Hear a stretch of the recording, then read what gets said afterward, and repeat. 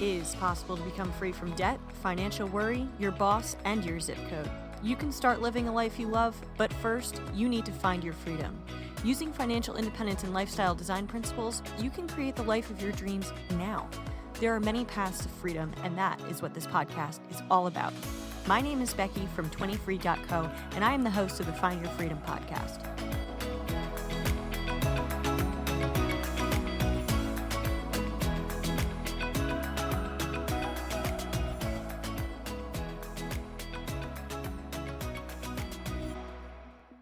Today's interview is with Eugenie George, a financial wellness specialist and educator.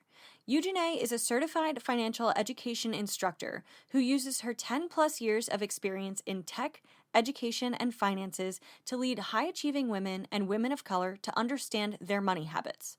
She's the author of the new book, Our Money Stories, for which she conducted 40 interviews and performed extensive research. In this interview, Eugenie talks to me about her holistic view of money and wellness, how to understand your money mindset and money story, and how common financial narratives vary for women of color. We discuss talking about money with family and friends, uncovering the source of your money habits, unlearning money habits that don't serve you, and how your background affects your money story. This is one of my favorite interviews. I encourage you to listen to this podcast when you can give it your full attention, because what Eugenie and I talk about is so important, and she explains topics that are hardly ever discussed in mainstream personal finance.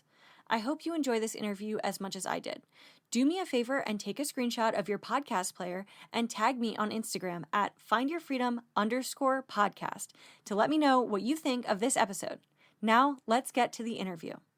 Welcome to Find Your Freedom, Eugenie. Thanks for having me. I'm excited. I've listened to some of your podcasts and read some stuff, and I'm excited to dive in. Thanks for being here. So let's start with talking about your background. How have your experiences shaped your perspectives on money and life? My first job out of my first job out of college, I was a teacher, and that happened right when the recession occurred. And so my whole thing was I was so grateful to have a job that I would save any penny that I had. Now, I had a really different experience from most folks that were teachers. I did Teach for America, and I taught in the Mississippi Delta. So already there's like a difference in pay, difference in lifestyle, difference in culture. So my first real experiences with money as a career was, okay, sign this 403B, have some donuts with this guy, and then call it a day. Now, one of the things that folks really don't talk about is particularly when you're thinking about like TFA, Peace Corps, any of those types of programs, a lot of those folks are affluent. They have the time and the freedom right after college to go and do a program that is giving back to folks. And so I learned a whole chunk of my retirement plan, what to do, what's a Roth IRA when I was a teacher making $29,000 a year. So it's pretty odd that most folks, they would never think that that would be the case, but that was the case. When I was younger, when we're thinking about money moments, I was like the odd kid who had 3 stocks that I followed throughout my life. I still check them, but I never thought of anything in terms of like, could I be a financial planner or could I do anything in finance until maybe like 3 to 4 years ago. So it's really interesting how like your true childhood self comes back to you. And as a kid, I was interested in those things. So now it's like I have a new appreciation for learning about money. Yeah, I think a lot of people find that what they were interested in and passionate about as a kid ends up being what they want to do with their life when they get older. But in the middle, sometimes we forget those things. We say, oh, I want to go to college. I want to get a good job. I'm going to work at something that I'm good at. Or I'm going to work at something that adults have told me that they think that I should do. And we forget that, like for me, I always loved writing when I was a kid. And so I went to school for science, which, doesn't exclude writing, but was definitely a different field. And now I'm coming back to my roots in writing. And it's just really interesting to see that evolution as almost coming back to those childhood passions. Yeah, I think it's really important to think about that. I believe it's Debbie Millman who has a podcast called Design Matters. And she had a great, I think it was a TED Talk or some conversation, but she went back to her home and looked at the artwork that she drew as a child. And the artwork that she drew as a child had pictures of brands and sodas and just all types of things.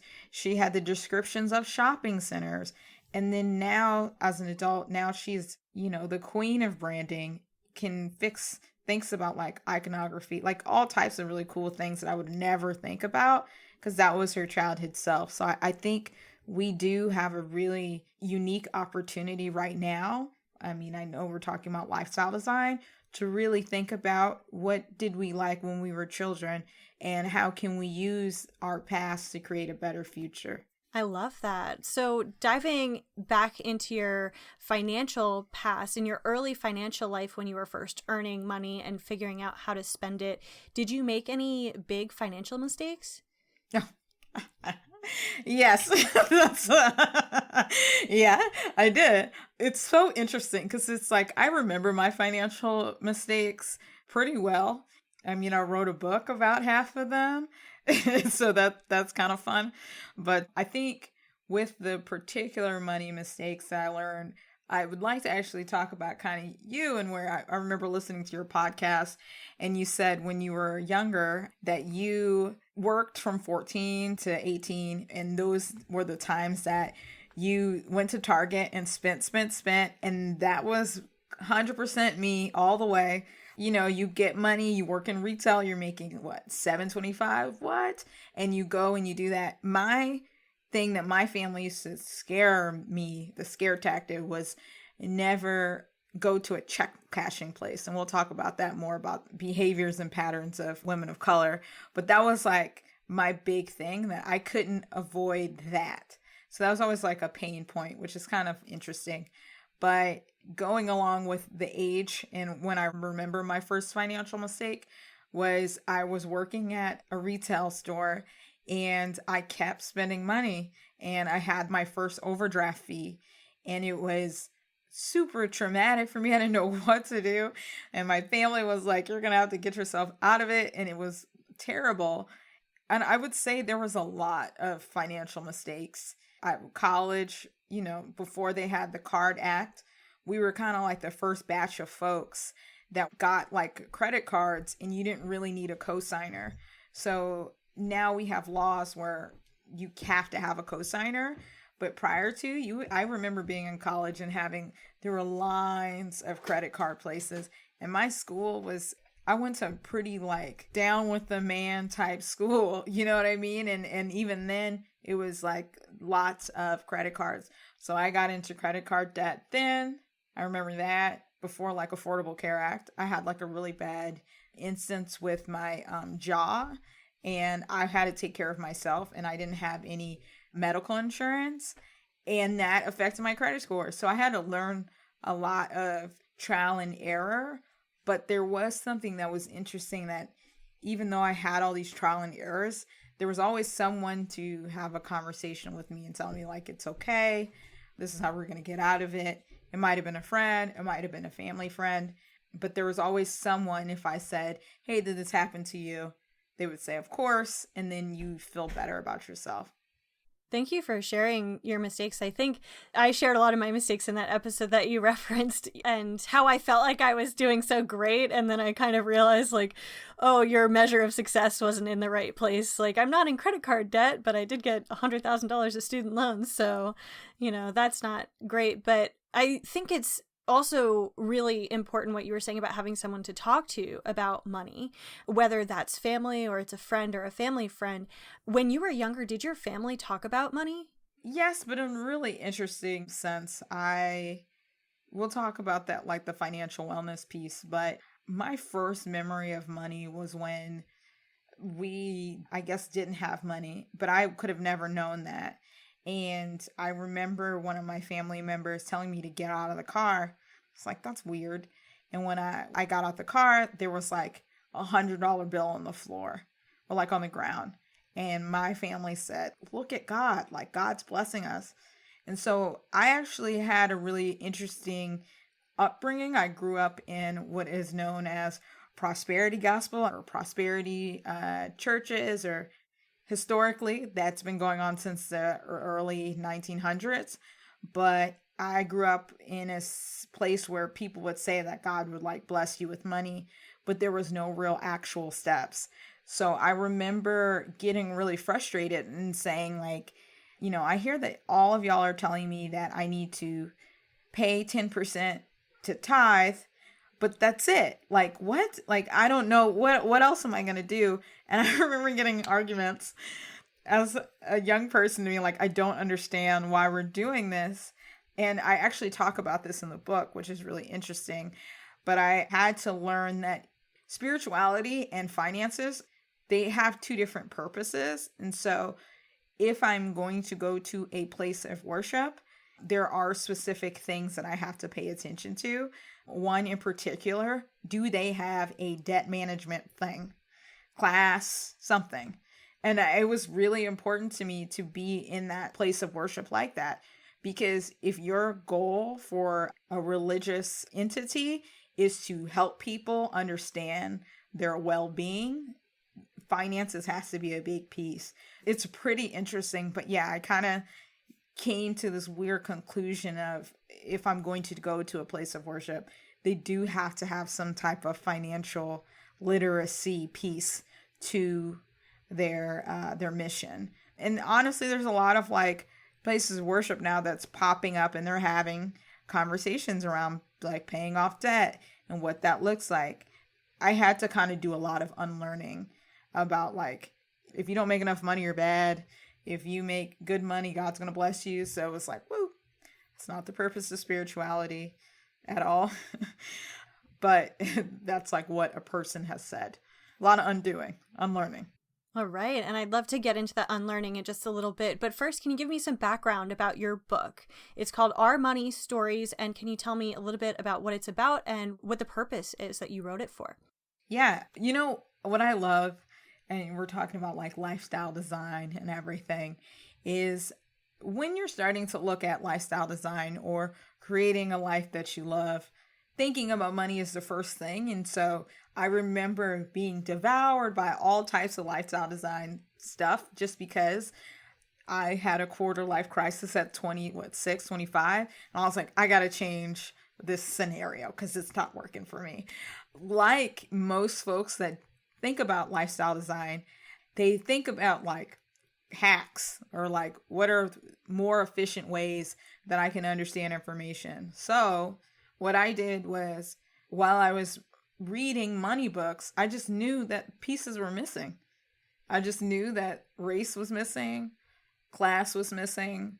I just felt like something was missing. I studied public policy in undergrad and I was a teacher for a while. So social justice work is important to me. And so I read 50 money books and I read their table of contents. And I said, well, okay, what are these gaps? Because everybody has kind of like, here's my money story. I struggled. And then now look at me, I'm making money. And I love hearing people's stories, but I really wanted to hear the emotional aspect of it. What is like the mental health part of it, right? I know there's a lot of folks probably listening that are in the FIRE community or the FR or the RE, like capital. And I remember going to a couple of money conferences and being fascinated by, when do you decide to have that switch? A lot of times it's a really bad pain point. Every night you're constantly asking yourself, like, can I make it another day without any money? What can I do next? There's a pain point. So I really want to focus on that pain because I think having a how-to is important. But like what you're doing, Becky, is like thinking about, okay, if I don't deal with this right now, what is it going to look like when I'm 40? Right? I got to really sit with that and be uncomfortable. So I read these books and I said, something's missing. So I wrote my first like 6 drafts were kind of comical. The title of the book was called Not Your Average White Guy's Money book, which was ridiculous. And immediately that idea got shut down, which I'm very grateful for. And I think the biggest piece I was missing is I was not being vulnerable. So I started a business in 2015, 15, 16, and immediately ran out of money. Like, I was a person that saved all this money. You had it. Like, I figured that piece out. I had retirement and it just vanished. And I was wondering, well, why do I keep having these like negative thoughts or around me not being able to make money? So that was kind of the big piece, is like, what's the thing that's keeping me up at night? What's missing in personal finance books? And then lastly was, okay, how can I create or design something completely new? Which, writing this book took 2 years. I found 40 women of color to tell me their stories, which is also traumatic. And then I was also in graduate school. So because I was in graduate school, I had access to library resources and academic resources. So I used what I had and where I was to tackle something that was difficult, which is money. And so you're telling people stories about money, you're telling your own story about money very vulnerably. And that kind of brings the idea up that we all have a money story, right? And what goes into someone's money story? Can you explain that a little bit to me? Yeah. What a lot of folks say is a money story is the story that you're telling yourself about your money. I'm not good with money. Money doesn't grow on trees, all that stuff. I love that statement, but what I wanted to do was say, okay, what is the unconscious feelings around my money that my parents have, that my grandparents have, that my culture has? And I took it a step further and said, is there any evidence to help me understand why we're thinking like this? Well, there's a lot of laws that are in place to bar folks from understanding their money. And a great example with that is the pink tax. So everybody knows about the pink tax, right? Which is, if you are a woman or identify as a woman and you want to purchase something that's female, you get taxed more, right? That's a policy in place to bar folks from saving money. So, and that's something that's unconscious that most people don't realize. That's why you see lots of women purchasing male razors, because they're cheaper. Right, even though the product is exactly the same. Exactly the same, you know? So I really wanted to know about that and why that was so important. I'm hearing a couple different things in your definition of a money story. And one is that our money story isn't just about our own lived experience with money, although there are definitely pieces of our childhood experiences with money that factor into it. But it's also about the experiences of money and the understanding of money that the people around us have. So there's an ancestral component and there's a cultural component. How does our ancestry affect our personal views on money? Yeah, there's kind of two things. One is, this is the first time we've ever had conversations about money, period. Where, you know, you're talking, you and I can have a free conversation about money, right? So that in itself is the new thing.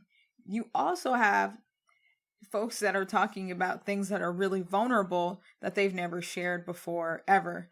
So those two pieces, the vulnerability and the money story, is kind of what makes your ancestry so important. Anyone, regardless of, you know, race, religion, and creed, has some interesting money story where if you have the time or I always say have like a mental health specialist, you can pinpoint all the times that your family said that you couldn't do it. You can unfortunately pinpoint when a teacher said, you know what, you're not good at math. Girls aren't good at math. Math translates to money. So there are so many things that you have to learn through who you are. Then you grow up in a scenario with your family members. And for me personally, I have what's known as what is that? I have an anxious attachment style. I feel like a lot of type A folks have that because we're like, we gotta finish this up and we gotta have the to-do list and we gotta do this and I gotta clean and I gotta do all, I relate to that. So I have an anxious attachment style, and a lot of it had to do with me where I grew up. I grew up in an area that had pretty much a wide range of cultures, but then the high school that I went to was predominantly white. And so because I went to that high school, I had to live in two different worlds, which made me anxious a lot. I didn't realize that the anxiousness happened because when I would reach out to my family, one of the responses was just pray about it. There was those weird conversations. Then I started, when I lost the money from my business, I lost all the money that I saved up. And then I had, unfortunately, two folks that I knew that were really young, they died. And so that was kind of like, okay, you really need to figure out, why do you keep having these patterns, right? I talked about when I was working retail, there was the overdraft fees. Okay, when I was in college, I had the credit card. So why do I keep having this? Well, actually, if we pinpoint my family's life, my father and mother didn't grow up with their father. So there was this weird kind of anxiousness that happened with them. And then when I really think about my father's story in particular, he left his home at 14. So I noticed that a lot of my parents kind of stopped giving me parental guidance at 14, 15. It was kind of like you could figure it out on your own. But yet I was living in two different worlds. So I was really confused. And then add that to culture, right? I remember folks kind of making fun of like my voice, because I did not sound like this. So I would immediately go home and listen to Barbara Walters and practice how do I sound as clear as possible. All of those pieces I had to learn before I even became an adult. So I had to unlearn all of those pieces. And then when I look at my family's history, or I grew up around my great grandmother, she had my grandmother at 15. So here we see a very interesting pattern. 15, my parents stopped parenting me. I made a lot of financial mistakes. My dad left when he was 15 to move to California, actually, from the South. My grandmother had my dad at 16, and my great grandmother had her at 16. So it's like, of course, I'm going to have these financial issues, and I shouldn't feel bad about them. I really need to sit with it and be aware with them, and aware with where I'm at. Then there's the policies and all of those different things that are in place that affect my money story. So it's a lot. And I think if you want to, when you're really thinking about your lifestyle design or what you're going to do next, I think it's really, really important for you to realize when you have your breakdowns, is it what my parents taught me, or is this my idea? And a lot of times it's my parents taught me that, right? Or I learned this from Jessica, or I learned this from so-and-so. So I think it's really important to kind of unpack a lot of things. And the crazy thing is we have time right now. We have time to kind of like sit with, oh, okay. It's like divine timing that all this happened. Right. I was writing a book right around this time because now people can sit with it and sit with, oh yeah, my fiance, part of his family is Irish. And so his family dealt with the potato famine. So it's like even like pinpointing those pieces is actually really important to know. So what I'm hearing is going back and examining your family's history and what their experiences were with money, which informed how they taught you about money and the things that they didn't explicitly express to you about money. There are many ways that our parents and our grandparents might imply something about whether money is good or money is evil, about whether you should save your money or you should save your stuff. If you have a Depression era person who is in your life, my grandparents were very, very young, but did have money stories that came from their parents experiencing the Great Depression. And so that can be passed down from generation to generation in the form of wanting to save every penny just in case something like that happens again, not wanting to invest or not trusting the stock market, not being willing to throw anything away, keeping items around that might be useful in the future. And if that continues to be passed through generations, it can be a little bit hard to see in your own life where those thoughts came from, where that money mindset came from. But going back and thinking about those experiences that your family members have had can really help you unpack that. And then the other thing that I was thinking about when you were saying this is that we do create these money stories, and we almost have these dialogues about money in our mind, about how money should work and about what money is for and what the purpose is and how we should interact with money. But what we need to think about now that we're really diving deep into this is whether or not those money stories serve us now. That might be something that did serve us in the past. It might be something that served our parents or our grandparents, but isn't applicable in the current environment that we live in. So those are things I think, especially you mentioned working through this with a mental health professional can be really helpful. I find journaling to be a really powerful tool if you're working through something on your own. I've had epiphanies when I am meditating or, when I'm just having a quiet moment where I realize that is where that habit came from. This one particular moment, this one comment that someone said to me, this one experience that I had taught me, I internalized this teaching about money or about how I should act or about how it's important that I'm perceived in a certain way from a very specific childhood instance. And thinking about whether or not that serves you anymore can really help you not just reject your old money mindset, but shape it in a way that is healthy and is useful for you now. 100%. I think we are at a very unique time where we're asking ourselves, okay, what is next? And I think about your story in particular, the idea of do not have an overdraft fee is a clear, direct correlation to the Great Depression. You don't have this money, do not spend it. And so I think there are things, and we can jump into the financial wellness piece. I think we keep separating money like it's something that's on the side, but it truly is holistic. And lots of folks don't really want to talk about it because that means they have to understand their past. And so what I did in the book was I talked about this huge study that no one really knows about, and it's called adverse childhood experiences. And what that is it's a metric that explains how folks' trauma, where they are with their trauma, and how that could actually affect their long-term health, mental health and health outcomes. That's the big idea that I'm toying with. What does that look like for money?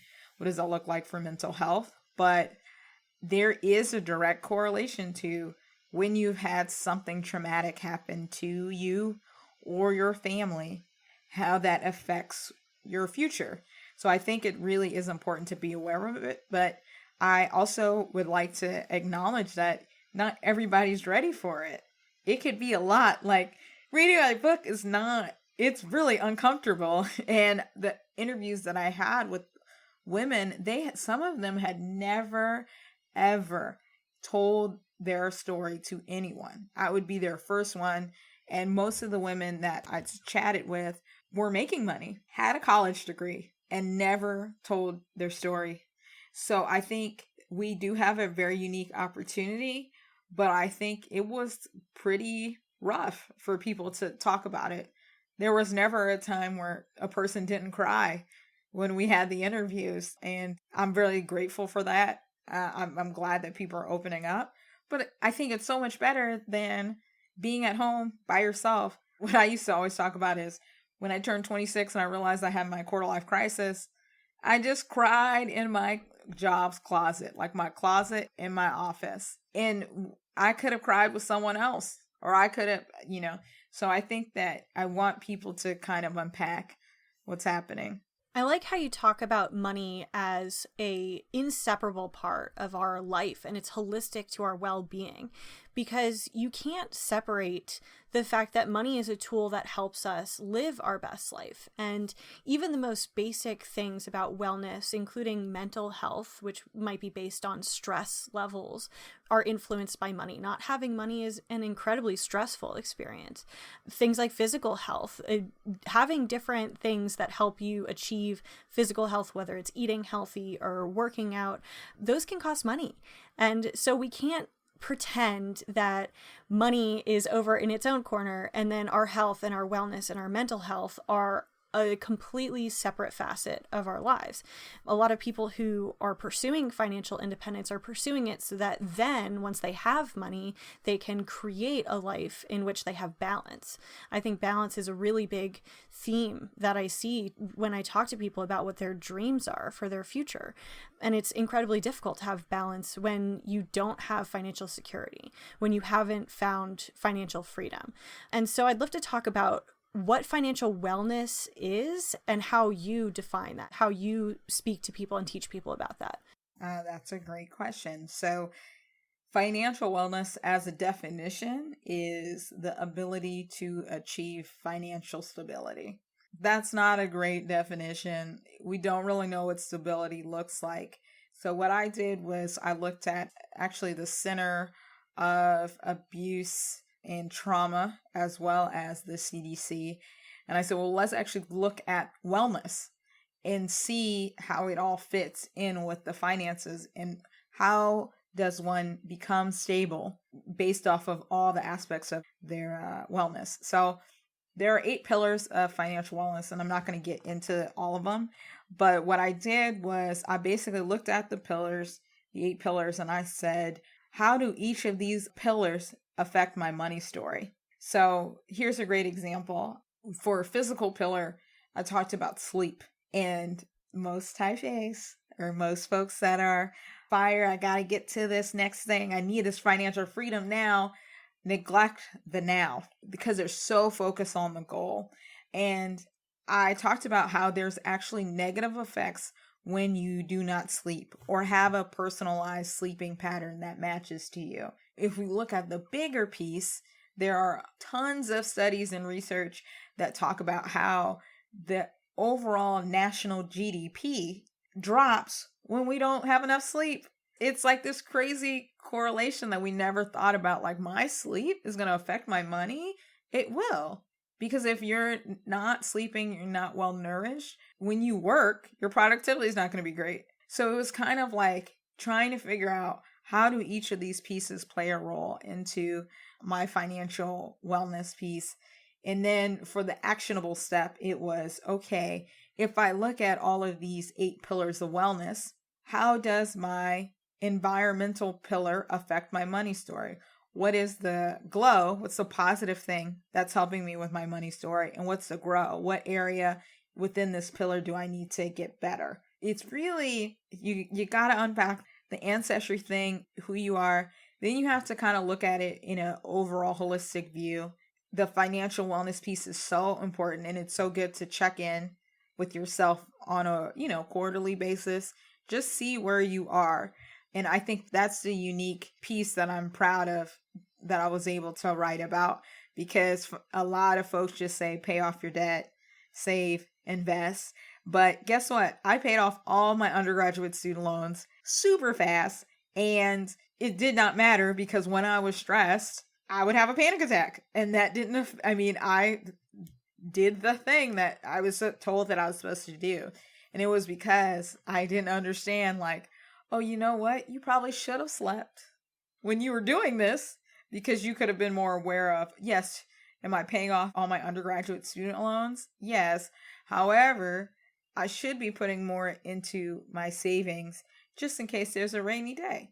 So it really is about kind of looking at this mind-body connection. And I do not think we have proper materials to unpack that.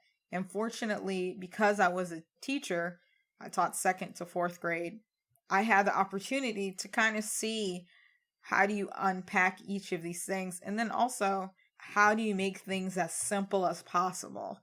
because I think that's the hardest thing. I just told you all this dramatic stuff, but what I had to do is create a financial wellness plan for folks so that they can understand, oh, this is something I do weekly.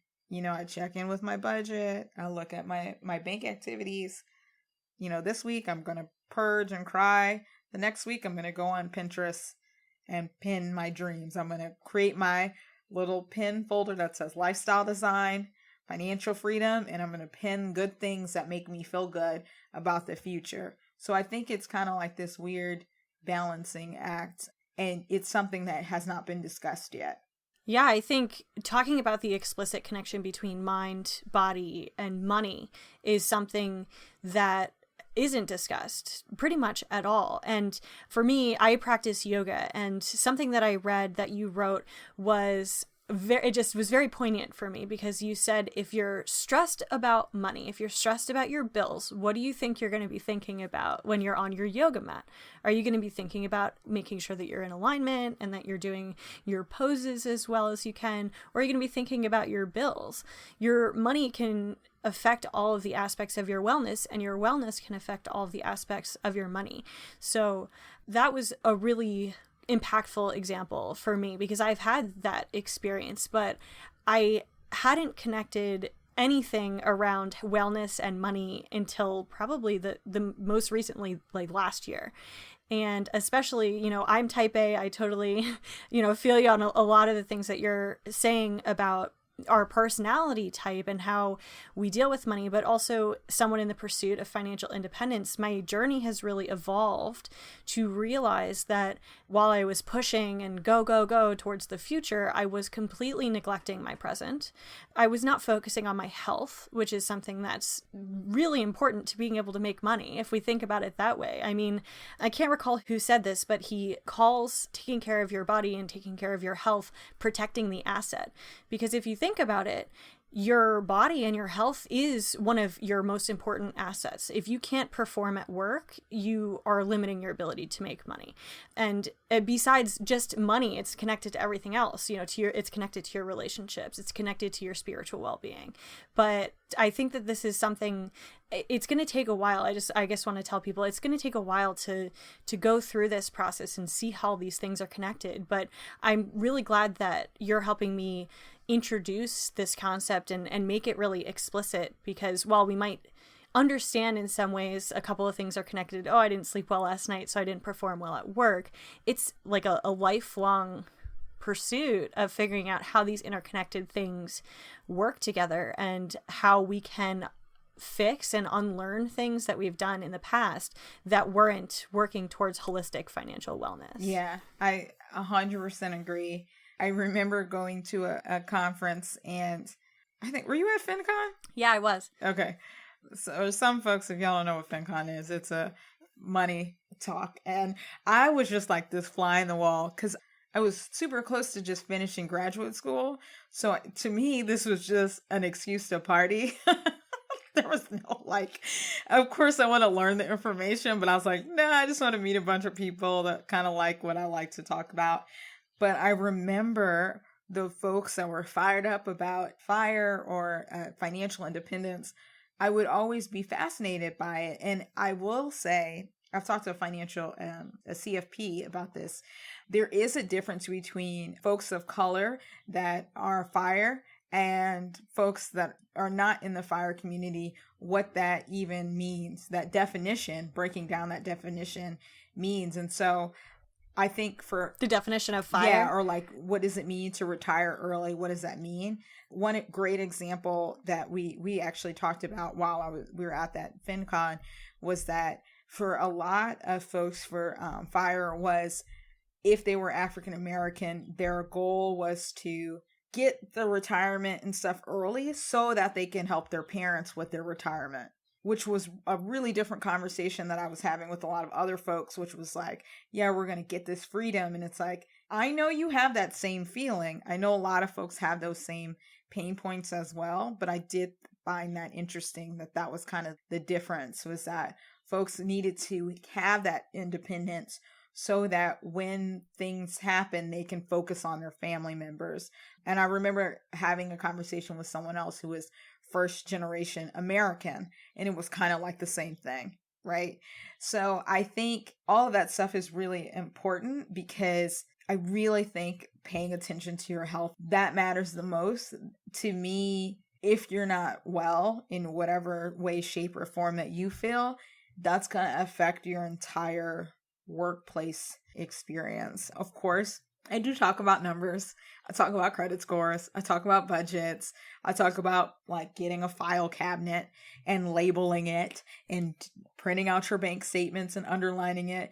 But what I want you to do is be okay with, okay, I'm going to go to yoga. That's going to cost $20. I have to do this because I know that this is going to help me clear my mind when I'm at work. I know I'm not going to yell at my kids because I took that time for myself.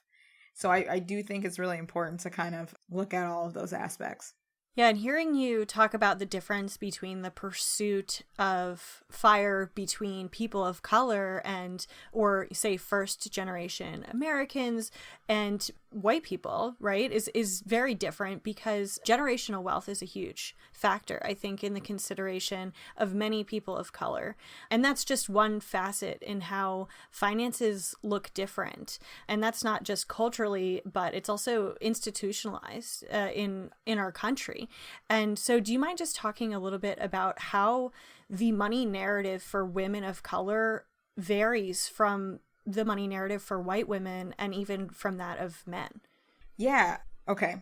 So before whoever's like listening, I think the most important thing is I'm not coming at you to say you're doing something wrong. What we gonna do when we break down these pieces is I want you to understand the systems that have been in place. I want you to be more empathetic to different situations, and I want you to be open towards it in thinking about, okay, what's my next strategy? Should I have a financial BFF? My best friend who, we grew up together and we never talked about money. Maybe that could be one of the things that we should talk about together. So since the abolition of slavery, there has been laws that have been in place that have barred folks from having the conversation of wealth. And so even that term, and I'm really grappling with this myself, even the term, the racial wealth gap, which I used to use heavily, I am not using that anymore. I really say inequity, because saying that there was a gap meant that there was a way to actually be able to close the gap. But there was not a way, because there were tons of laws that have barred folks from even moving into certain neighborhoods. And it's still happening now. So I'll give you a couple of examples. And then for folks that really want to know more about this, like, okay, this is really interesting, I always refer back to The Color of Wealth and The Color of Law. And those are two really good, poignant books. It might not be as poignant now because we're having different conversations, but start with that. Those two books help me understand how policies get in place so that there is inequity in terms of wealth, particularly with a lot of cultures.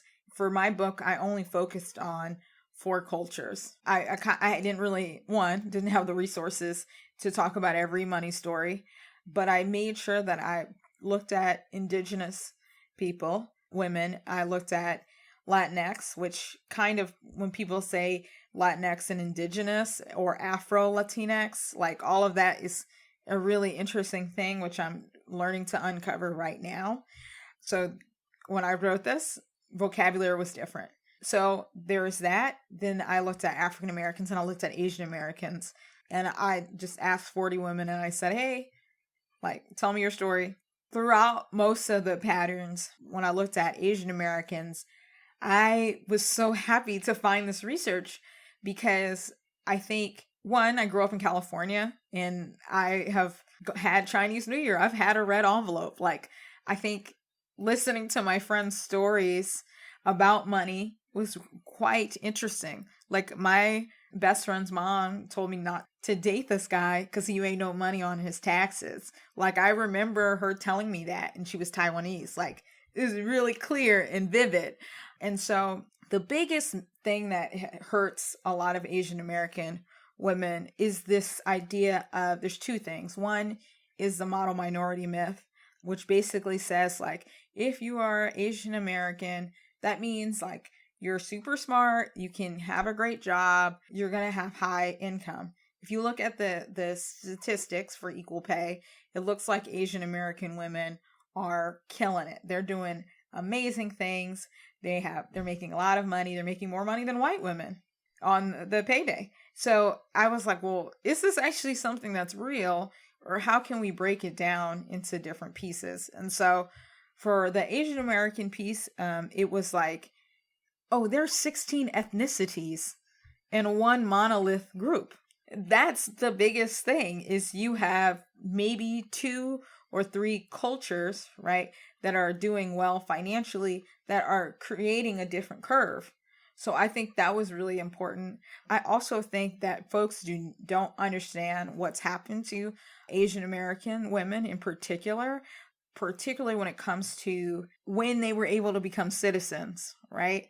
So a lot of people say like, oh, they make a lot of income. Income does not equal wealth. Income does not equal stability. But you all are just throwing out these terms and saying like, oh, they all have it made. And the truth is, I even remember my friend talking about this. She didn't get any help from her teachers because they said, oh, she was smart. Most of the kids that are learning, they go through Kumon. They go through certain things so that they can be able to compete, right? I said earlier that I went and watched Barbara Walters, and I would watch how she spoke, and I watched how she paused, and I watched how her cadence. That was the same thing. It's just in a different way. So I thought that I had to kind of dismantle that. I think what's also really important for folks to understand with the Asian American story too is that there's this idea of saving face, which is super common in Asian American cultures. I would say probably across the board. And it's the idea of don't rattle anything if things appear to be good. And so one woman that I interviewed, super smart, saving money, but we found out she had a scarcity mindset, which, you and I have talked about this before. The scarcity mindset was affecting her ability to even purchase glasses. She just was like, oh, I don't, that's not really important. But that is. And so just that acknowledgement of recognizing that there is an issue with that, that's really important. And also to know that these myths were oftentimes put in place because it would pit Asian Americans against Black and brown people. So I think that even knowing these stories are so important and vital, because some people say, well, I didn't have it like this. It's like, yeah, but, and then you say like, my parents had to work super hard to get to what they had to get to. But it's like, yeah, because your parents' family members had to pay taxes. They had to pay a laundry tax, a tax for being Chinese American. They had to pay all these taxes. So they always had to save. So you really do have to kind of like look at it in that way. For me personally, and we'll kind of shorten it because of course I want people to buy the book and whatnot. But for me personally, I had to recognize how the idea of prisons, or the idea of feeling inferior to someone that is white, how that affected my money story. So that's a different layer. That's something different that a lot of white women don't have to have conversation around. And so that, I think that was really hard for me. And that's why I also had a therapist. I talked to financial therapists about this, because there are specialized financial therapists. Because when you have that feeling of you cannot do it because somebody's going to block you because your skin color, that is really important. And that's something that I'm grappling with now, which I now have the power to ask for help. Hey, I have this good book. I put in the work. I do deserve money. Okay, because not only do I care about people, but I need my well-being to be taken care of as well. That was something that I had to deal with. The prison system, which is so interesting that think about it, but I had tutored in San Quentin, which is like a pretty famous prison in the United States. I tutored there. I read the books. I understood it. But because my father did not go to jail, I truly didn't figure out how that affected my money or my money story. But then I realized, oh yes, it does, because African Americans are more likely to be incarcerated. So the idea of this nuclear family, mom, dad, whatnot, you were raised by a village.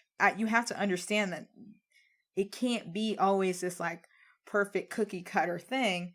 But that happens because a lot of Black males are imprisoned. A lot of females are in prison. And I think learning about that really does affect your money story. And I think that also affected my father's demeanor as well, of how he should speak to people and different things like that.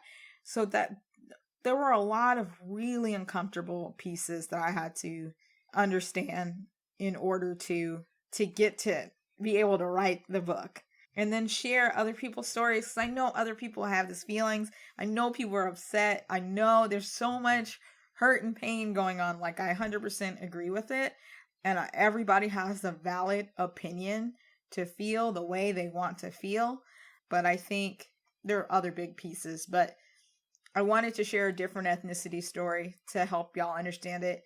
But then I wanted to explain like some of the things that I had to learn about in order for me to understand how these laws were in place or how certain things were in place to understand folks' money story. Absolutely. Thank you for sharing that insight. And I'm sure there's so much more insight into different ethnicities and how they're affected and how women of color do face a different financial reality than white women or men. So what I encourage the people who are listening to think about is, one, I think by listening to this podcast, I think you've had a good introduction to different people's money stories. One of the reasons that I want to not only share the information that someone has to teach you on a podcast, but also their financial background, where they came from, what their experiences with money were like when they were younger, what mistakes they made, is because I think we all become better and we become better able to help each other when we understand each other. And when we can see similarities with someone who might not have walked the same path as we did, or someone who's doing something that we wish we could do, but we might feel like or tell ourselves that we can't do it. We hear their story and we say, you know what? I can do this. I can connect with this person. I see how they did it. This is something that's possible for me too. And especially now in our political climate and our social climate, where we're starting to talk about things like how race is intertwined with money, how gender and money are connected, and how these things are not just personal, but they're institutional and they're bigger than just individuals having to solve their own problems. We can really take this as an opportunity to seek out stories of people who don't look like us and try to understand their financial realities and start talking to people that we know. You know, I think it's great to read books and it's great to hear stories, but I also want to encourage people to go out and seek those stories themselves. Share a little bit of vulnerability of what your story was like with money with someone else and see if they will talk to you about their story. It's very eye-opening. It's very impactful to, I think, our personal development and our financial development to understand all these different facets of how money affects different people. So I think you're doing such great things with this book, and I really appreciate you sharing, you know, what you've learned and putting it all together for us in this book. So I encourage everyone to go out. Our Money Stories is out now. It's available on Amazon and will be available in print as well. Before we wrap up, I'd like to ask you some rapid fire questions. Sounds good. Let's do it. All right. What does freedom mean to you? Freedom means I can go to yoga whenever I want. I love it. You know, it's like, to me, it's like the holy grail, right? Or I can be able to go hiking. I've always wanted to, I still want to do the Appalachian Trail, you know? So freedom is that ability to do that and not worry about it. And what would you do if you could retire right now? I think I would still write. I personally would still want to do the things that I'm doing, but I think probably I would do it at like a 4-hour work week. Like I'm only gonna do this for 4 days, And then, like we mentioned, I grew up hiking. I'm from California. My family was in like the ski club, So it would be really nice to be outside. And what would you do if you could never retire? I think I'm in the right place right now. I think, it took me a really long time. I mean, I'm only 32, so you're young, yeah. I'm great. But I think, like you said earlier with the writing, like I had these ideas when I was in high school. So it's kind of cool to be able to finally articulate those feelings. Well, you've designed your lifestyle then. If you would do what you're doing right now, that's so great to hear. Yes, I would just like to add more money to that. I mean, I feel like that's what most people do. Once you design it, you're like, okay, well, let's add more in the Roth IRA. Let's get that REIT. Sure. Let's do that. Let's get those RITs. So yeah, I'm excited about that. And last question, if you could go back in time, what one piece of financial or lifestyle advice would you give yourself in your early 20s? You can meditate any way you want. Like you can walk and meditate, you can run and meditate, you can swim and meditate. I know that's not about like money, but I think some people say there has to be this right way to do something. But I think it's really important to pay attention to those thoughts. And what's the thing when you wake up and you're like, Timmy doesn't like me? It's like, well, why doesn't Timmy like me? I think those are things that folks should really be okay with. All right. Thanks, Eugenie, for being on the podcast. Where can everyone go online to learn more about you and buy your book? Yeah, I rant on Twitter a lot. I do that a lot. That's my thing. And I'm also on Instagram. We're like right now doing a bunch of Instagram lives and different things like that for the book. But yeah, you will get more academic style rants on Twitter. Instagram's for the cute picture. And then if anybody's interested in the resources, like, because I did do a lot of research on like what's the difference between a financial coach and a financial advisor, or what's a financial therapist. The book has that, and then there's a resource page on my website, and it has like, this is Tuck Sleep, these are the best beds for sleeping, get a file cabinet, you better get a file cabinet. So you can find me on my website too. And your website is eugeniegeorge.com. And I'll link to all of those in the show notes, as well as where you can go to buy her book. Thanks so much for having me. I appreciate it. Thank you for being here. This was an information-packed interview with Eugenie George. To check out the show notes for this episode, which includes links to resources mentioned in today's interview and where you can go to buy Our Money Stories, go to 20free.co/episode 32. I want this to be more than just a podcast for listening to, so I'm making it a do-cast, where you're getting information from the podcast that you can take action on to create real outcomes in your life. I call these power moves. If you implement even one of these tactics into your life, you're taking a powerful step towards finding your freedom. What are some power moves we learned from this conversation? Here are 5. Power move number 1. Focus on financial wellness. Money is an inseparable part of our life, and it is integral to our well-being. Our well-being is also integral to our money. There are 8 pillars of financial wellness, as Eugenie defines them: physical, nutritional, emotional, social, spiritual, intellectual, financial, and environmental. Here is a quick overview of each. Physical is sleep and how you look and feel. Nutritional is what you eat and how you treat your body. Emotional is feelings in all aspects of your life. Social is who you associate with. Spiritual is religion or spirituality. Intellectual is how you use your brain. Financial is how your money follows you in everyday life. And environmental is where you live, work, and play. Without a holistic view of your wellness as a whole, you're neglecting important aspects of your life that influence your money. If you don't get enough sleep, you'll be less productive at work, which can cost you money. Your environment enforces habits that can either save you or cost you money.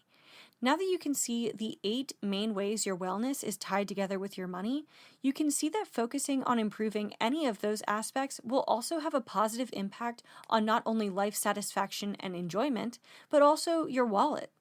Remember, money is a tool that helps us build our best life, and a good life includes far more than just money. Power move number 2. Remember your childhood dreams. If you're at a pivot point in your life where you're trying to figure out what's next, it can help to think back to childhood. What did you love doing when you were a kid? What did you always imagine would be your dream job when you grew up? For me, it was writing, and now with a blog, I'm getting back to my childhood roots. For Eugenie, she was always interested in money. She followed the individual stocks she owned as a kid and still checks in on them today. So many of us go to college and do something that we're good at or something that the adults in our life recommend, but maybe not something that is truly full of meaning to us. If you're trying to find that meaning, it helps to look back to the past. Power move number 3. Find a financial BFF. Having someone to talk to about money is crucial. Of course, we can all learn from trial and error, but it's even better when you learn from someone else's mistakes without having to make them yourself. Whether it's a friend or family member, having someone to talk to about money problems or mistakes, or to ask for advice in your finances is hugely helpful. Often, just hearing ourselves talk about money will help us find the answers we need within ourselves. My financial BFF acts like a mirror for me, reflecting back what I need to hear and helping me see what I would otherwise miss. Once you make this financial BFF, be sure to share your money story with them and ask them about their own money story. That leads us to the next power move. Power move number 4. Discover your money story. Usually, we hear that our money story is the story that we're telling ourselves about money, but it goes deeper than that. Our money story includes the unconscious feelings about money that your parents, your ancestors, and your culture have. Some of these things were explicitly told or demonstrated to you when you were growing up, but a large part of many money stories is unspoken. It's important to use the past to understand our present. If our ancestors experienced trauma, it can affect our personal habits and attitudes about money without us even explicitly knowing it. Discovering your money story can help you identify the reasons for your habits around money. On that note, power move number 5. Identify your money habits. Habits are your usual ways of behaving. If you can find patterns in your behaviors around money, you can identify your money habits. Then figure out where they come from. Perhaps a money habit came from modeling what you saw a parent do. Maybe it came from an unconscious cultural perspective on money. It could have come from an adverse childhood experience. It can help to talk to a mentor, friend, mental health professional, or coach to figure out what your money habits are and then find out where they came from. Once you identify your money habits, decide whether they are serving you now. If they're not serving you anymore, choose to consciously unlearn them. Break these habits and then intentionally create new ones. That is the 5th and final power move for my conversation with Eugenie George about financial wellness and money habits. Do you want to finally feel good about your finances and have a stress-free plan to create a life you love? It's time for you to reach your biggest money goals, like paying off debt, building up savings, and using your money to create your ideal life. As a money coach, I will help you gain clarity about what freedom looks like for you, develop a strategy to get there, and overcome your money roadblocks on the path to financial and lifestyle freedom. Let's hop on the phone. During our free 15-minute coaching call, we're going to develop a vision for your ideal life and how your finances fit in. Not only are you going to get massive clarity, you're also going to get a free spending plan spreadsheet just for booking the call. Visit 20free.co/moneycoaching to get your free money coaching call and budget spreadsheet right now. That's the word 20, free.co/moneycoaching. If you enjoyed today's episode, make sure you're subscribed to the Find Your Freedom podcast on whatever app you're using to listen to this episode. Do me a favor and also leave a rating and review on Apple Podcasts. Go to 20free.co/iTunes to be redirected to the page on Apple Podcasts where you can leave your rating and review. I really appreciate it. If you think this episode would help someone you know, please share it with a friend. Thank you so much for tuning in to this episode of the Find Your Freedom podcast. My name is Becky. You can connect with me on Instagram and Twitter at 20freeco and sign up for free resources and email updates at www.20free.co. That's the word 20, FREE.co. I'll talk to you next week on another episode of the Find Your Freedom podcast.